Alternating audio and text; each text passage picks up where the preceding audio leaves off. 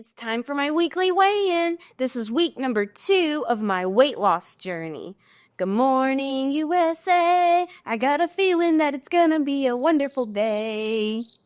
American Dad? Anybody? But I'm about to hop on the scale and see what it says for my weigh-in this week. I've been on my weight loss journey now. This is my second week weighing in, and I'm kind of nervous. I always get the pre-weigh-in jitters because I'm wondering what I did this week and my eating and my exercise, was it enough? I'm always questioning. I know I was doing a good job, but the weigh-in part, I still get a little nervous. But that's okay. It's only a tool to help measure our progress. There's a lot of ebb and flow, a lot of things that go into a weight loss journey, but the weigh-in is part of that. So let's hop on the scale. Dun, dun, dun. There it is. The scale is all ready to go. And before we step onto the scale and see what I weigh this week, I do have to tell you guys, there was this one time that somebody stole my scale. Yeah, they stole my scale. So I have a message for that person. I hope you're way happier now. You're really lucky, though, I didn't give you a pounding. Okay, all right, let's go ahead and see what I weigh this week. Here we go. Oh, I'm so nervous. Here we go. Okay. Oh, as you can see, too, I have on my Patrick Star socks. Aren't they cute? Okay. Scales on. Here we go. Oh, let's see if you guys can see. Oh, and whoa, 184.8. Yay! Yay, so we lost a little bit over 2 pounds this week.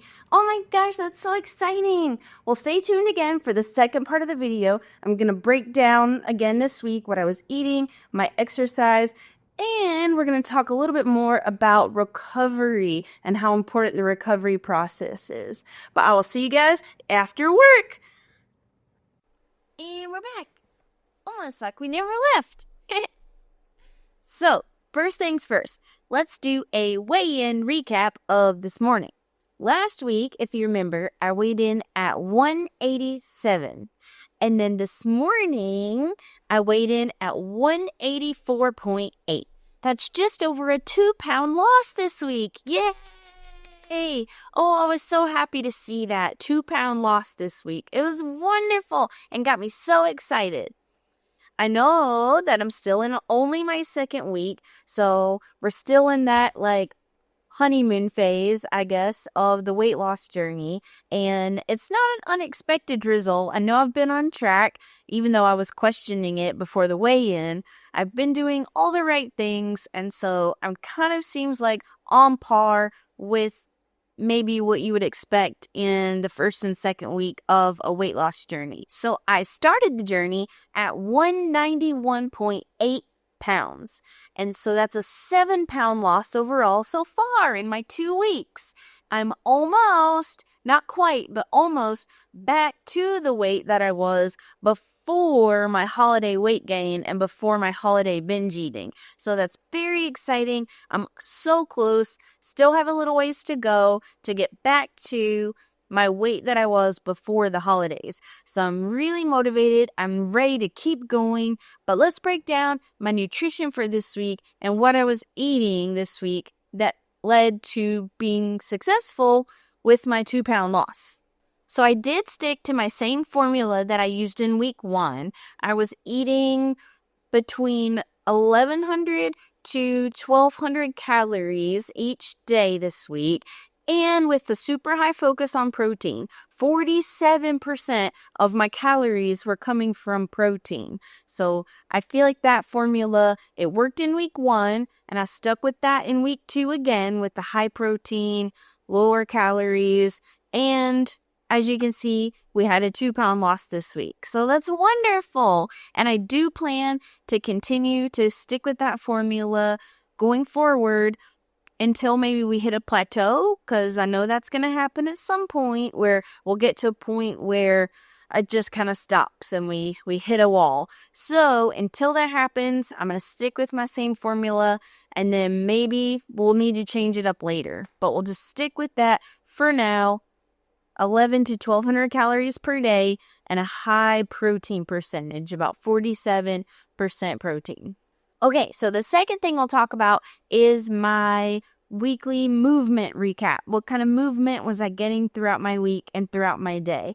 I was able to meet my 10,000 plus steps per day goal. So each day I was getting 10,000 steps or more.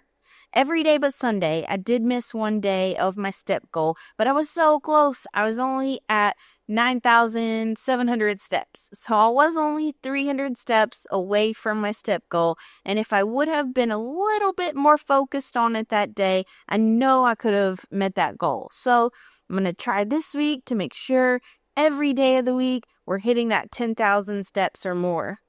I also did 4 workouts this week, same as last week, but 3 of the workouts were my normal 1 hour, 30 minutes of walk mostly, and then jog just a little bit. So 30 minutes of walking and light jogging, and then 30 minutes of weightlifting with low weights and high reps. So I did that for 3 workouts. Now, the 4th workout this week was a little bit different. I was not able to make it to our gym space every day this week. If you haven't seen my gym tour, make sure you check out that video in our garage gym where we're able to work out.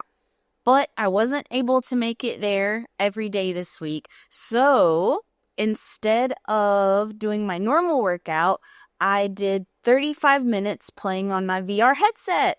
It was wonderful. There's a game that I really like called Moonrider, and it's kind of similar to Beat Saber, if you've ever heard of that, but instead of the sabers that you're slashing with, you just punch. And so it is a game that goes with music, and as the music plays, all these little X's are coming at you, and then you have to punch the X's as they're coming at you. And it's such a fun game, but it really gets you moving, and it can burn a lot of calories, especially if you're doing really fast-paced songs. It's so fun, and I really like moving to the music. But that's kind of what I was talking about last week. It's not just going to the gym. You have to find some kind of movement that you really enjoy. And for me, playing in the VR is really fun, and it's just a way to change up my movement, do something different, but also get that calorie burn and get that movement into my day.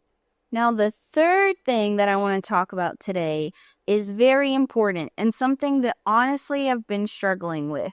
That is recovery time. Now, there's 2 things that I feel are important with recovery: rest days and sleep. So when you are in the gym, you're breaking down muscle. So in the gym, you break down muscle, and then out of the gym is where you're building muscle during that recovery time. So recovery is equally as important as the working out.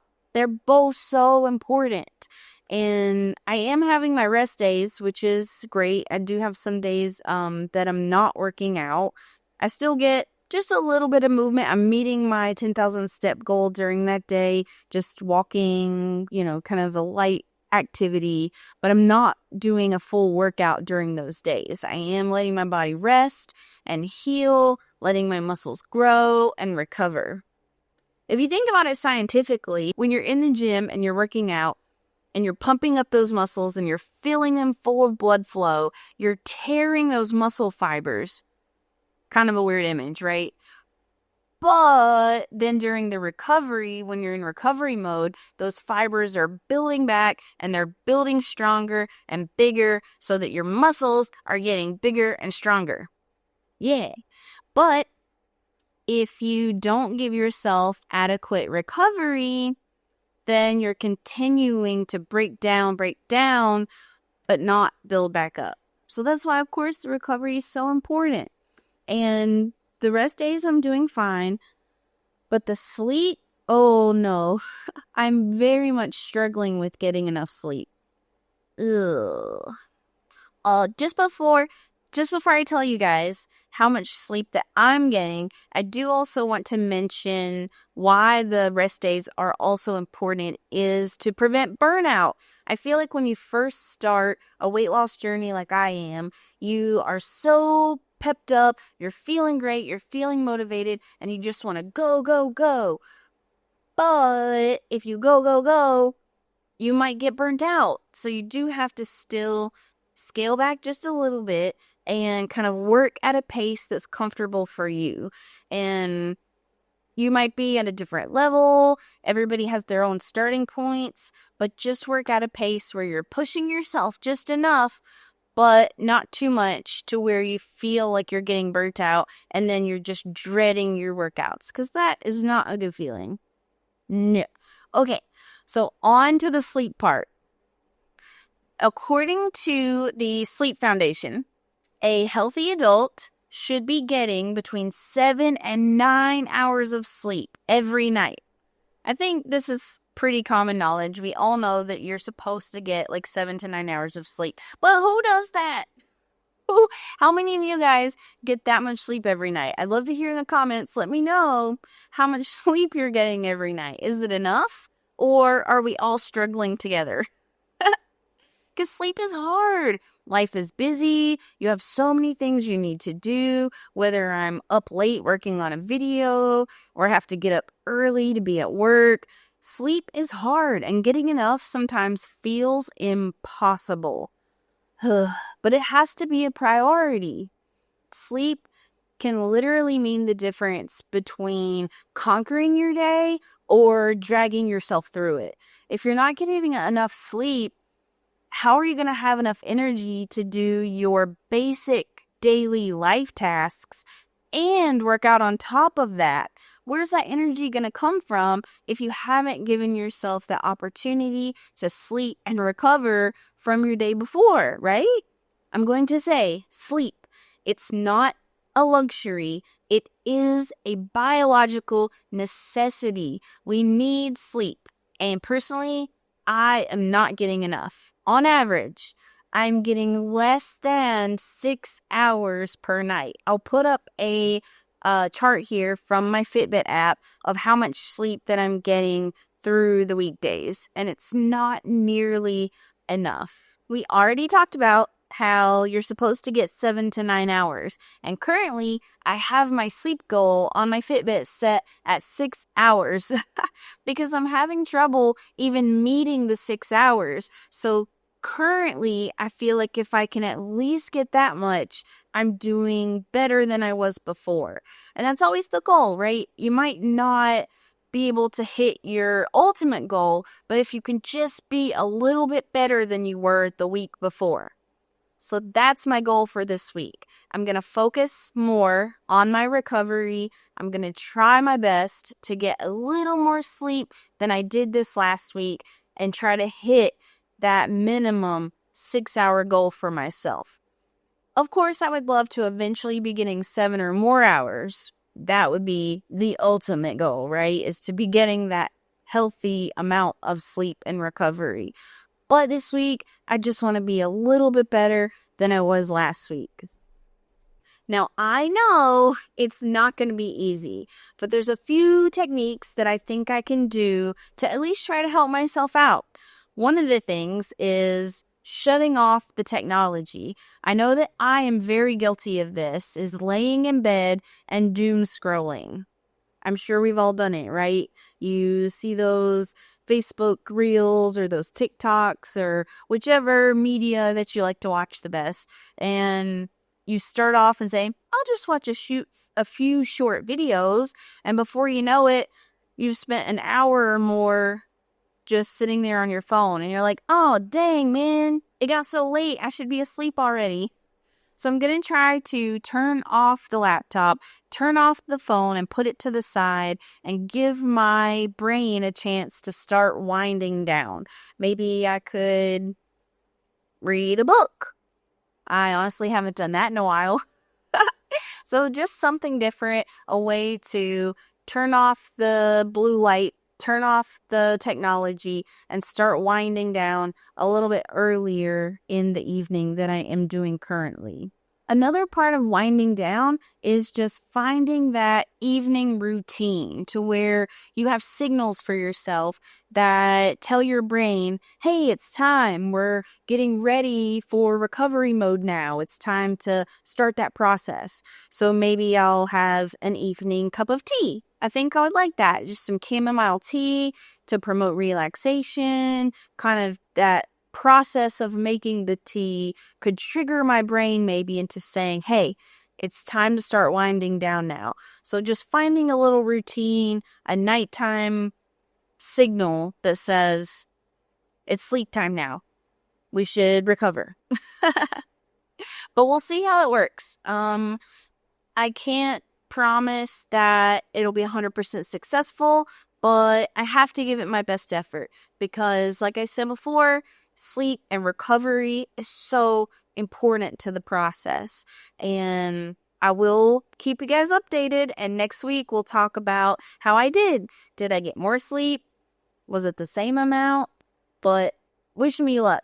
And I'm so thankful that you guys tuned in for my weekly weigh-in and talking about my weight loss journey. And I can't wait to hear about yours and if you're on a journey right now. But we'll see you next time. Goodbye.